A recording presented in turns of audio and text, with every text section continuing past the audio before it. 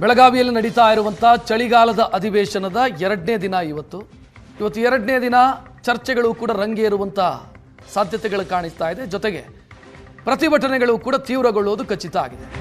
ಚಳಿಗಾಲದ ಅಧಿವೇಶನಕ್ಕೆ ರೈತ ಹೋರಾಟದ ಎಫೆಕ್ಟ್ ತಟ್ಟುವಂಥ ಸಾಧ್ಯತೆ ಇದೆ. ಇವತ್ತಿನಿಂದ ಅಸಲಿ ಯುದ್ಧ ಶುರುವಾಗುತ್ತೆ. ಸರ್ಕಾರದ ವಿರುದ್ಧ ಹೋರಾಟಕ್ಕೆ ರೆಡಿಯಾಗಿದೆ ಕೇಸರಿ ಪಡೆ. ರೈತರ ಪರ ಬಿಜೆಪಿ ನಾಯಕರು ಬೆಳಗಾವಿಯಲ್ಲಿ ಪ್ರತಿಭಟನೆಯನ್ನು ಮಾಡೋದಕ್ಕಿದ್ದಾರೆ. ಬೆಳಗಾವಿಯ ಮಾಲಿನಿ ಸಿಟಿಯಲ್ಲಿ ಬೃಹತ್ ರೈತ ಸಮಾವೇಶವನ್ನು ಮಾಡಿ ಪ್ರತಿಭಟನೆ ಮಾಡುವಂತ ಯೋಚನೆ. 25,000ಕ್ಕೂ ಅಧಿಕ ಜನ ಸೇರುವಂತ ಸಾಧ್ಯತೆ. ಬಿಜೆಪಿ ರಾಜ್ಯಾಧ್ಯಕ್ಷ ವಿಜಯೇಂದ್ರ, ವಿಪಕ್ಷ ನಾಯಕ ಆರ್ ಅಶೋಕ್ ನೇತೃತ್ವದಲ್ಲಿ ಬೃಹತ್ ಹೋರಾಟ ನಡೆಯುತ್ತೆ. ಹಲವು ಬೇಡಿಕೆಗಳನ್ನ ಮುಂದಿಟ್ಟು, ಅದರಲ್ಲಿ ಕಬ್ಬು ಇರಬಹುದು, ಮೆಕ್ಕೆಜೋಳ ಇರಬಹುದು, ಅತಿವೃಷ್ಟಿ ಸಂಬಂಧಿಸಿದಂತ ಸಮಸ್ಯೆಗಳಿಗೆ ಸರಿಯಾಗಿ ಸರ್ಕಾರ ಸ್ಪಂದಿಸಿಲ್ಲ ಅನ್ನುವಂತ ವಿಚಾರ ಇರಬಹುದು.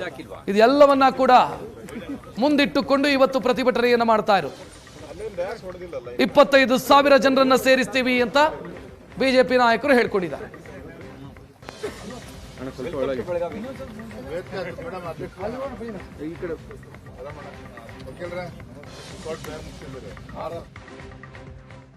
ಇನ್ನು ಬಿಜೆಪಿಯ ಪ್ರತಿಭಟನೆಗೆ ಸಚಿವ ಶಿವಾನಂದ ಪಾಟೀಲ್ ಆಕ್ರೋಶ ವ್ಯಕ್ತಪಡಿಸಿದ್ದಾರೆ. ಇದು ರೈತರ ಹೋರಾಟ ಅಲ್ಲ, ಬಿಜೆಪಿಯ ಹೋರಾಟ ಅಂತ ಹೇಳಿದ್ದಾರೆ. ರೈತರ ಸಮಸ್ಯೆಯನ್ನು ನಾವು ಬಗೆಹರಿಸಿದ್ದೀವಿ. ರೈತರು ವಿಜಯೋತ್ಸವವನ್ನೂ ಆಚರಿಸಿದ್ದಾರೆ. ಮೆಕ್ಕೆಜೋಳ, ಕಬ್ಬು ಬೆಳೆಗಾರರ ಪ್ರತಿಭಟನೆ ಅಂತ್ಯ ಆಗಿದೆ. ಇದು ಬಿಜೆಪಿಯವರು ಮಾಡ್ತಾ ಇರುವಂತಹ ಹೋರಾಟ. ಇದು ಮೋದಿಗೆ ಹೋಗಿ ಮನವಿ ಮಾಡಲಿ, ಸರ್ಕಾರದ ಮೇಲೆ ಗೂಬೆ ಕೂರಿಸುವಂತ ಕೆಲಸವನ್ನು ಇವರು ಮಾಡ್ತಿದ್ದಾರೆ ಅಂತ ಸಚಿವ ಶಿವಾನಂದ ಪಾಟೀಲ್ ಪ್ರತಿಕ್ರಿಯಿಸಿದರು.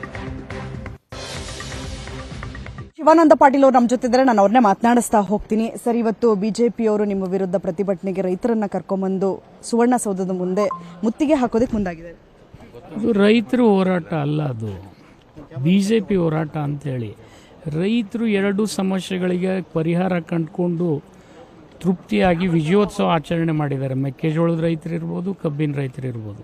ಇದೆಲ್ಲ ಬಿಜೆಪಿ ಪರ ಇರ್ತಕ್ಕಂಥ ಜನರನ್ನು ಕರ್ಕೊಂಡ್ಬಂದು ಅವ್ರು ಮಾಡ್ತಾ ಇರ್ತಕ್ಕಂಥ ಹೋರಾಟ. ಅದು ರೈತರ ಹೋರಾಟ ಆಗೋದಿಲ್ಲ. ರೈತರ ಸಮಸ್ಯೆಗೆ ಆಲಿಸಬೇಕಾಗಿತ್ತು ಅಂದರೆ ಅದಕ್ಕೆಲ್ಲ ಪರಿಹಾರ ಸಿಗ್ತಕ್ಕಂಥದ್ದು ಕೇಂದ್ರ ಸರ್ಕಾರದಲ್ಲಿ. ಅಲ್ಲಿ ಹೋಗಿ ಕೇಳಿ.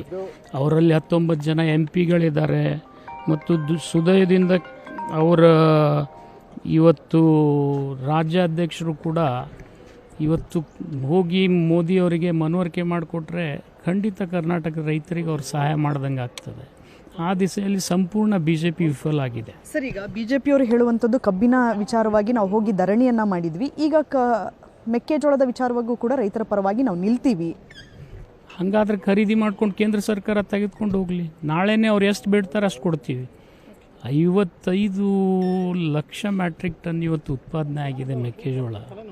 ಬೇಕಾದ್ರೆ ನಾಳೆನೇ ಕೊಡ್ತೀವಿ ಕೇಂದ್ರ ಸರ್ಕಾರಕ್ಕೆ. ಅವರು ಒಯ್ತಕ್ಕಂಥ ಜವಾಬ್ದಾರಿ ನಿರ್ವಹಿಸಲಿ ಅಷ್ಟೇ ನಮ್ಮ ಬೇಡಿಕೆ, ಬೇರೆ ಏನಿಲ್ಲ. ಅವ್ರು ಎಷ್ಟು ತಗೊಳ್ತಾರೆ ಅಷ್ಟು ಅವ್ರ ನಫೆಡ್ನಿಂದ ತಗೊಳ್ಳಿ, NCCFನಿಂದ ತಗೊಳ್ಳಿ. ಅವ್ರು ತಗೊಂಡ್ರೆ ನಾಳೆ ನಾವೇ ಕೊಡಿಸ್ಕೊಡ್ತೀವಿ. ಅಂದರೆ